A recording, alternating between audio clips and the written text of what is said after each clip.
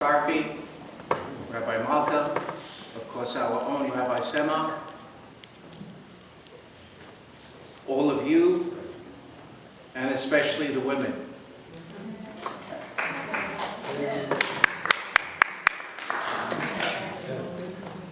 Only a very brief time ago, a group of concerned individuals within our community got together and felt a need to have community events. So I always questioned to myself what the word community meant. So this evening, before I got here, I tried to find the derivation of it, and it was very interesting. The word community actually derived from a French word, communauté, which is actually derived from a Latin word, communitas, meaning come, which was with together in Latin, and munus, which is gift. So come together with a gift, come together in happiness, community. And I guess that really embodies the word community and the reason that we're all here. And may we all be gathered together in happiness, as one, as a community. Amen. Amen. This concerned group decided that in order to gather the community, it was important that they would have events. But the events should rotate from shul to shul. And it began a few months ago with a very successful Lag BaOmer program hosted by Rabbi Malka at the Lawrence Avenue Shul that was attended by 300 people. Tonight is the second event. An event that was inaugurated here at Congregation Magen Abraham, which would be Midnight Selihot. Tonight's Midnight Selihot is even more special because it was embellished. And it was embellished by one individual from our shul, Moshe Dayan, who was part of that concerned group, who worked diligently in order to have this night occur. And I'd like to publicly thank Moshe for all his efforts.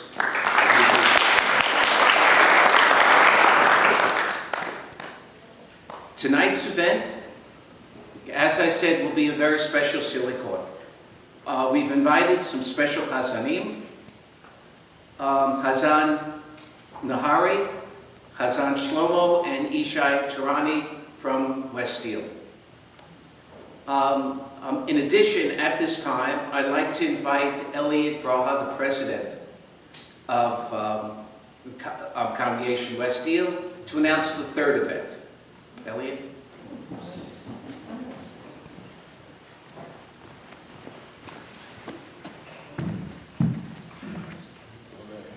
Thank you, Morris.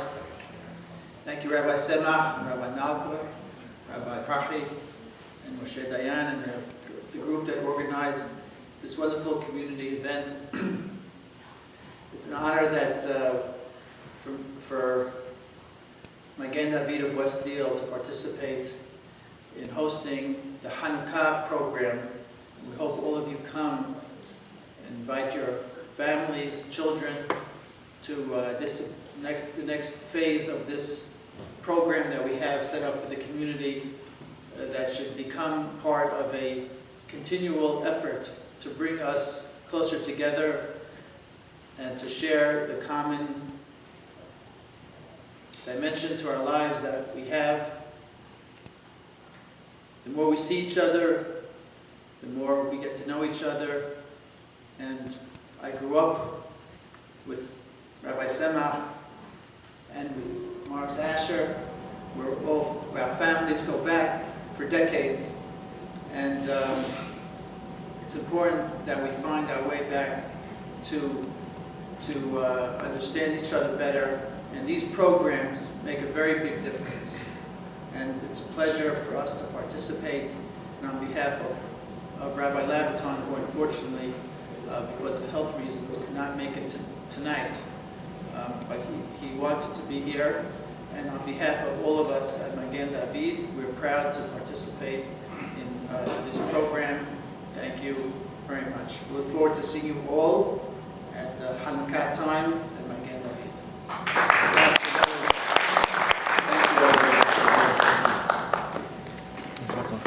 It is now my pleasure to introduce our guest speaker for this evening, Charles Ferrara. Very, very impressive, Charles. Charles is an active volunteer in many of our community organizations, most notably the Orthodox Union. At the Orthodox Union, he sits on the board of directors and the executive board, and he is the founding chairman of the Young Leadership Cabinet. Charles is also the chairman of New York NCSY. At this time, I'd like to invite Charles to speak.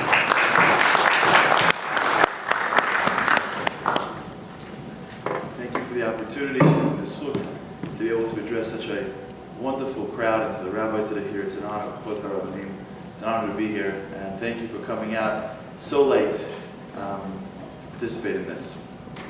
So, I want to talk a little bit about Kippur and what we have in store in the next few days. Maybe we can understand a little bit the purpose for why we're doing it, and maybe as we get closer to it, it can make the holiday a little more special to us. So psychologists have a thing that they use. It's called word association. When you go sit by a psychologist, they ask you something, then you give answers. They know you. The reason why you're giving the answer, if you're thinking about it, you have a whole reason for things. So what they do is they have a game. They tell you something, you have to answer right away. You can't think. Because if you do, what it says is it allows them to see what you're really thinking. If they say a word and you respond right away, now they know what's in your subconscious. And that's how they can tell what's really going on. If I would say tonight, word association, holiday, what's the first thing that comes to our minds? Food, that's for sure. Right? If you say holiday long enough, you feel yourself getting bigger. And then second thing, food, for sure. Family, fun, relaxation a little bit. You pray a little bit, but for holidays, you're thinking it's a good time, you're smiling. I would say word association quickly, Yom Kippur. Anxiety, fear, I can't wait for it to be over.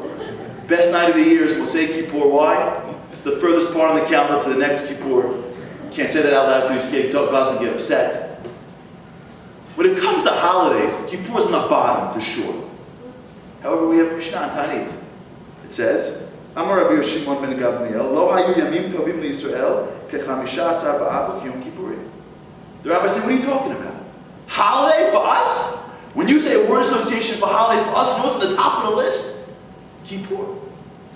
And the question for us is what's going on? If we're supposed to instinctively say, oh my gosh, holiday is Kippur, but we don't feel that way, how can we get there? Because we're supposed to walk in with that understanding. We're supposed to walk in with that excitement. If we come in with fear and anxiety, and that excitement, there's something going on. And the question is, how do we fix it in the few days that we have before we get there? So let me tell you a story. I want to tell you how I got my first job. I was a lawyer for many, many years. I went to a school in New York called Columbia University. The way it worked over there is that you get your job, they don't come to the law school. All the law students go to a hotel. All the firms go to a hotel and they meet there, and everyone's it's like a whole day of interviewing. Everybody goes and interviews, and you have to pick your firms. You can't get them all. So it's like a whole game. Which firms you pick? You can't pick too high, you won't get a job. You can't pick too low, or you're gonna settle. So I'll never forget. There was one firm I wanted to work for called Davis Polk and Wardwell. A bunch of wasps. I don't know, something about wasps, mahogany walls, and lapdogs. I don't know. I wanted the numerals after their names. I wanted to work there, but they were like top. My grades were good, but it wasn't this high. So I didn't even put them down. So I'm there, one day, this is 2000, so everyone's drunk, everyone's getting a job, it's amazing. One day, 2 days, everyone's dropping their extra interviews, they're getting all the jobs. So I'm thinking, I'm a Jew, 3 days is 3 days, you stay the whole time, that's how it works. That's how it works, so right, if it's free, you take double, that's how it is. So I'm sitting there, third day is my last day, the third day, and there's a big screen. And they had all the interviews. And it said on the bottom, the last interview, the last day, Davis Polk and Wardwell, it came available. Someone dropped the interview. I'm sitting there going, should I take it, should I not, should I take it, should I not? I'm never going to get it, but it's here.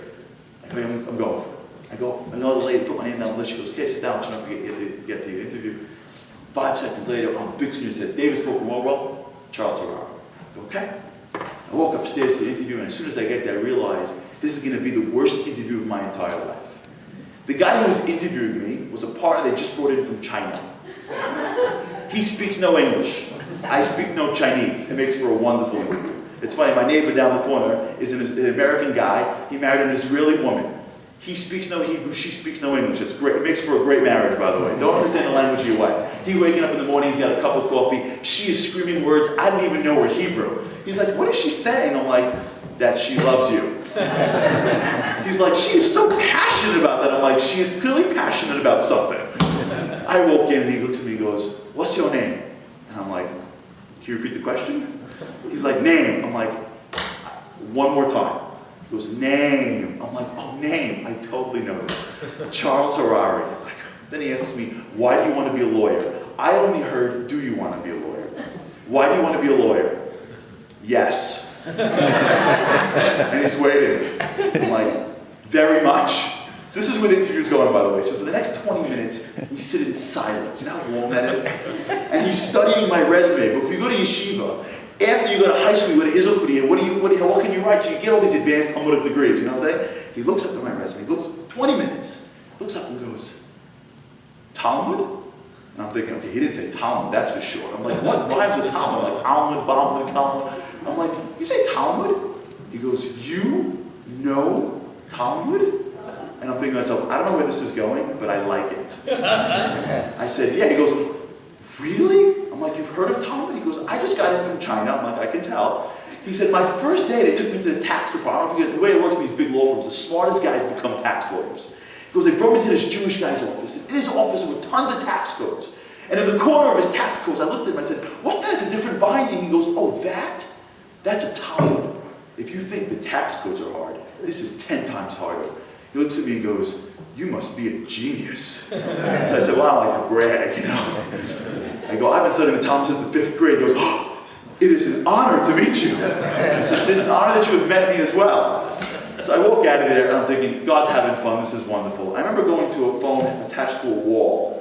I don't know why. I put a quarter into a wall and I picked up a phone. And I called my wife and she goes, Charlie, David spoke will call like 50 times to you. I'm like, I know, it's great. God's having fun with me. When I get to the firm, they're going to realize I'm not their caliber. So I get to the firm and meanwhile, God's just getting going with me. I get to the firm, they have interviews in the firm. And you know, you can say whatever you want to do, they take you to lunch. When you go to lunch and they find out what's really going on, who you really are. I go to lunch with a woman about my age and a man 5 years older than me. She's talking, we have a nice conversation. We go to the restaurant in the city, Prime Grill, and the other guy doesn't say one word to me the whole time. Stiff as a board. He's barking orders at the waitress. He's getting me scared. I'm sitting there, and he doesn't say a word. There's a dead silence in the middle of the meal. He looks up at me and goes, so, I see you're a Jew. And I'm like, yes, I happen to be part of the Jewish people. So he goes, it's an honor to know you. I said, okay. He goes, before I was a lawyer, I was a U.S. Marine. And us U.S. Marines respect nobody except for the Israeli commandos. And I'm thinking, he thinks I'm an Israeli commando? I'm like, that's right, Sergeant. Over and out, Alpha, Beta, Delta, Charlie. I was rappelling off the Mediterranean with my Talmud in one hand. At that point, I realized that God's giving me this job. So I'm like, and actually my first job was with David Spoken Wardwell. So I sat back and now I was running the interview. So I turned to him and I said, Mr. U.S. Marine, what do you do? What are you saying? How do you respect the Israeli commandos so much? So here's what he said to me. He said, you know, I grew up in Texas. And I was a patriot from birth. And when you grew up where I grew up, all you want to do your whole life is to become a Marine. And I got to the Corps. When I got to the Corps, I was ready to fight for freedom. I was ready to fight for justice. But what I realized was that we had freedom. This was, by the way, remember the time before 9/11? Remember those days? Where you got to go on an airplane without taking off your clothes? Remember that? We got to get to take a cup of coffee? And you ready for this? Crazy stuff? Walk it through the airport and drink it? Like, remember those days? This was before that. He's like, I remember. He goes, I was out on the Corps. I wanted to fight for freedom, but we were free. I had no idea who we were. Was I a peacekeeper in Bosnia?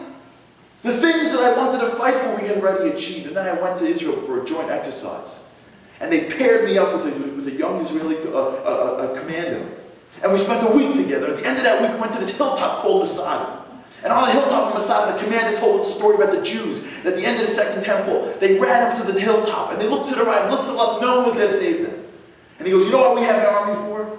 Because Shenit Matzah Lo Tibor. It doesn't fall again. turned around to my Israeli partner and I said, I get it. I know why you people walked out of the ashes of the Holocaust. You people came out from countries where they would persecute you. And within 50 years, you grew into one of the greatest armies of all time. Now I understand why. Because you know who you are. You're the people that won't be victims again. And you know what you're fighting for. You're not fighting for some concept. You're fighting for your neighbor's backyard. You're fighting for your mother's garden. You lose a border, you lose a country. And if you know who you are, you know what you're fighting for, you can accomplish anything. A day doesn't go by in my life where I don't think of that one statement. If you know who you are, and you know what you're fighting for, you can accomplish anything. You ever get these feelings sometimes? Where you're going and going, and you're busy, and you're busy, and you're busy, and you're busy, but you're not accomplishing. I don't know what it is. I was more accomplished when I was younger. I don't know what it is, but I'll maybe more accomplished when I get older. Right now, I don't feel like I'm hitting the pavement. It's because in life we lose focus as to who we really are. And what are we fighting for? And I believe the answer rests in Kippur. Because in Yom Kippur we have is one of the strangest things we do as a people. To me, the highlight of the year, honestly, is in Musaf, when we read the service of what went on during the times of the Beit HaMikdash. It was crazy. Everyone was watching the Kohen Gadol go in and do some of the craziest things. But there's one part of the service that's literally at the crux of the whole thing. And it's the strangest thing that I think if you look at the entire service. The strangest part looks like it's the center point. It's the service of the two goats. The Shnei Asirim. What happens? The Kohen Gadol goes up in the morning and he confesses on a par. Then he walks into the gates of Shar Nicanor. Literally almost like this. Behind him is the Azara. In front of him is the Ezrat Nashim. He literally, like, almost like this. He stands there, and in front of him, in the beginning of the service, they bring out two identical goats. They have to be identical, the Torah says. And in between them is a box. In the box are two different tablets. One says La Hashem, one says La Azazel. He puts his hands in the box and he picks up one tablet, and the one that says La Hashem, that goat goes, and he goes in, and he is now a Chatat La Hashem, and his blood is actually what he takes along with the power. His blood goes in Lifnai Lifnim. To Kodesh Kodashim, his blood. The other one is Seir La Azazel. On it, he confesses the sins of the entire nation, and he gives it to someone named Ish Iti, who walks it outside the city up into a mountain, and literally brings it on top of a mountain, and pushes it backwards off a mountain. It's crazy. Why? Because this is what's given a gift, La'azazel. What? All day long, in the Beit HaMikdash, they say no to animals. Not every animal could be a korban. Usually when they say no, what happens? They bring the animals back with their animal friends into the pen. They get to live another day. On Kippur, what do? They take the animal, they walk it up to a mountain, and they push it off a mountain. Why? Because they're giving gifts to the bad guys? We have time on Kippur to give gifts to the bad guys, to Azazel? What's going on over here? So you have to understand who Azazel is. Who are the bad guys? So the Abar Benel quotes the Bereshit Rabbah and says, you know what we're talking about? There's the first time in our history we had twins. Who were the first twins in Jewish history? Yaakov and Esav. The two twins, Yaakov and Esav. However, Yaakov obviously goes to Hashem. But it's not just Esav, there's a descendant of Esav. They tell us, the Mepharshim say, that gives us a clue as to who we're talking about. Because who from our enemies love lotteries? Which part of our enemies like chance and happenstance? Amalek. And the Dukanei Zohar says, the day of Yom Kippurim is a day like Purim.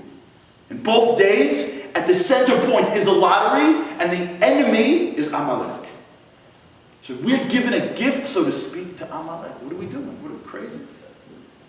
So you have to understand, this, we have to understand that we have a crazy relationship with Amalek.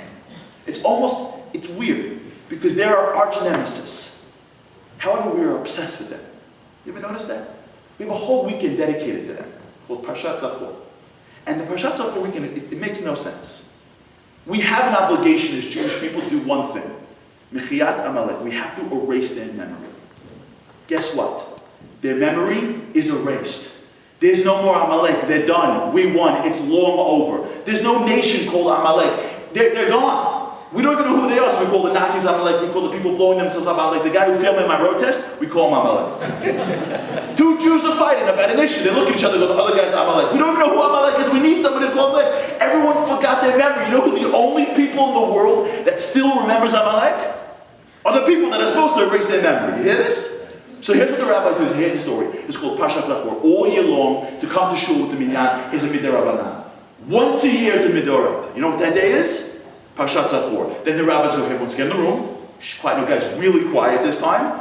No, really. Ladies, there's 2 readings, 3 readings, 4 readings, 6 readings. Everybody, remember Amalek. You know why? So we can forget Amalek. That make any sense?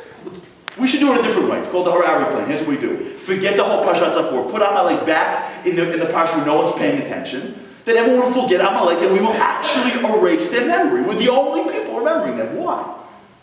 It makes no sense. I'll tell you a story. Those of you who know following politics right now, what's going on? We have a madman in Iran who thinks he's going to build a bomb and hurt the Jewish people. He doesn't know the story. He doesn't know Jewish history long enough to know. You can't mess with us. Remember, that program has been going on for years. He didn't just come up with it yesterday. Years ago, if you remember, the program mysteriously shut down. So for those that are reading the papers and enjoy this conspiracy stuff, what they were saying is that the Americans and the Israelis got together and they created a virus called the Stuxnet virus. And they put the virus into the system in Iran, and it literally, they controlled it in Israel, and the virus literally shut the entire system down. And to me, when I read this, I got such an enjoyment because I was picturing, remember in 1981, the Israelis bombed the Iraqi facility. And I was picturing, well, what would they do when they're expecting the Israeli Air Force to come out and bomb them? And I'm picturing in my mind all these guys in ground-to-Air Force missiles standing outside screaming like El Jihad or something, waiting for the Israelis to come. Meanwhile, there's a virus in the room, and there's like 2 Israelis in like Dimona somewhere, you know what I'm talking about? On computers, drinking black coffee, smoking cigarettes, and eating olives, you know what I'm talking about? Talking to each other like a million miles an hour. Hey, Yoni, you know what I'm talking about? Literally shutting down the system behind. These guys are screaming with the Israelis, and behind them, the whole thing is shutting down. The Israelis are brilliant. We're still enemies with Iran. They're waiting for us to look one way, airplanes. Here's what we're going to do. We're going to be the same enemy with a different face. Who is Amalek? Who are they? The Jewish people came out of Egypt, and they were flying. Till this point, from the creation of the universe, until the Jews walked out of Egypt, nobody knew there was a God in the world. When Moshe first came to Paro and said, God wants to take out Egypt, what did Paro say? He didn't say no. What did he say? Who are you talking about? I got a list of all the gods. I got this God, I got the sun, the moon, the stars. I got the guy fasting in the corner. Guess what? Your God didn't make the list. He's not real. The whole world didn't know there was a God like this. And God said, here's what I'm going to do. I'm going to use my people to show the world that I'm here. God could have taken us out of Egypt anyway. God didn't need the Makot to take us out of Egypt. God needs the Makot to work. God needs Paro, who we created, to let us out. If God wanted, he could have told Moshe Rabbeinu, here's the story. We're leaving. Tuesday afternoon, I'm shutting the lights down. Period. They could have been having falafels on Ben Yehuda Street before the lights go back on in Egypt. God's got to play games with blood and fire. Are you kidding me? What is he doing? Every single Makkah had a reason for it. Everyone brought out a different part of his creation, a different part of his life. Who he was. He created the world, and he lives in the world. There's only one. When the Jews walked out of Egypt, remember, Egypt back then was the epicenter of civilization. Today, right now in America, what goes on in America, the whole world knows. We have no idea what's going on in Japan. No one can name anything in Japan, but everyone can name what's going on in America, because right now America is the epicenter of civilization. Egypt was the epicenter of civilization. God knew exactly what he was doing. He picked his people in his brilliance. He put them in Egypt. And then he brought them out in a way in which the whole world would now know that he is in the world. That the world is meaningful. That every moment of one's life is full of purpose and meaning. It's not random. There isn't a no one home. When the Jews came out of Egypt, they walked through a sea, the whole world was shaking. Everybody now said, oh my God, there's a God in the world. Oh my God, everything we do has a meaning, has a purpose. There's a God that's around. What are you talking about? As the Jews were sitting around the desert, one nation couldn't handle it. Amalek. We didn't go to them. We didn't attack them. They were sitting in Canaan at the time. They came out. We weren't bothering anybody. They came out. You know why? It wasn't because of land. We didn't threaten them. They couldn't stand it. Because their whole ideology is there's no God. Happenstance. As the Pasuk says, Asher karcha baderech, which means karcha is from the word kol or mikra, which is happenstance. Amalek's ideology was this: relax, stop being so religious. You make your own money, you pray, but we know who makes money, relax. Don't stop connecting everything, it's a coincidence. It didn't just happen. Please, we know God's in the world, but he's not everywhere. Do me a favor. He's not in the house, he's not in the boardroom. Okay, he could be in shul, make sure you say the right words, make sure you pray, make sure you say the right things, but between me and you, it just happenstance. It's coincidence.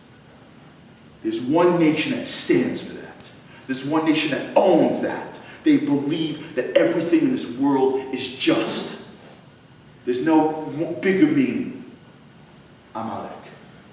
And they couldn't handle that there's now a nation that stands for everything is meaningful.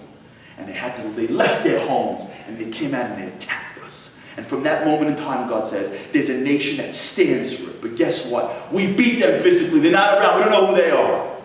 You know why? Because they're not around in an Air Force. They turned into a virus. And now, as opposed to being someone we can fight, now they're here. They're inside us. They're operating on computers going, watch it, look how good this guy looks, look how religious, look at these guys, look, they're saying the right words, but they don't even know what they're saying, they're just robots. Look at this, they're just reciting words because they're scared that if they recite some more words, I'm going to zap them. This is amazing. Look at this, in marriages and friends and yeshivas, everywhere we look, there are viruses inside us.